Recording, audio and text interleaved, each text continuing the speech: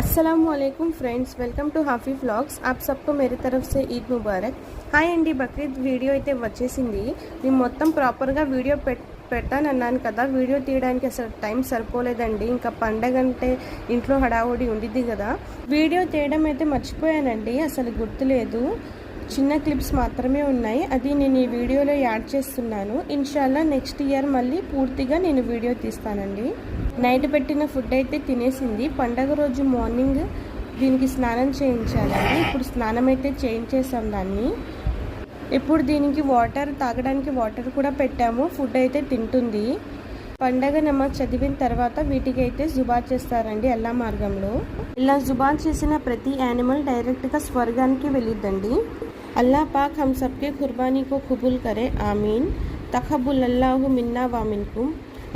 అల్లా సుబ్హాన వతాలా నా యొక్క పుణ్యాలను మరియు మీ యొక్క పుణ్యాలను స్వీకరించుగాక, ఆమీన్ యా రబ్బుల్ ఆలమీన్।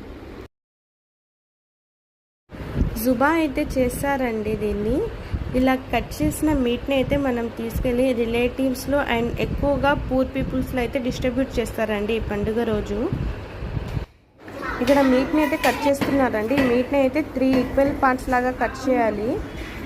ఇక్కడైతే కటింగ్ ప్రాసెస్ జరుగుతుంది ఇప్పుడు।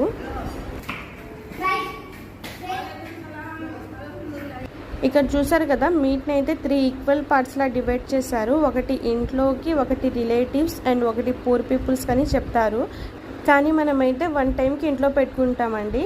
మిగిలిన మొత్తం మీట్ని అయితే డిస్ట్రిబ్యూట్ చేసేస్తాం। బిజీగా ఉండడం వల్ల వీడియో అయితే తీయడం కుదరలేదండి। నెక్స్ట్ టైం అయితే పూర్తి వీడియో అప్లోడ్ చేస్తాను। ఐ హోప్ ఈ వీడియో మీకు నచ్చిందని అనుకున్నాను। వీడియో నచ్చితే లైక్ అండ్ షేర్ తప్పకుండా చేయండి। Thank you for watching.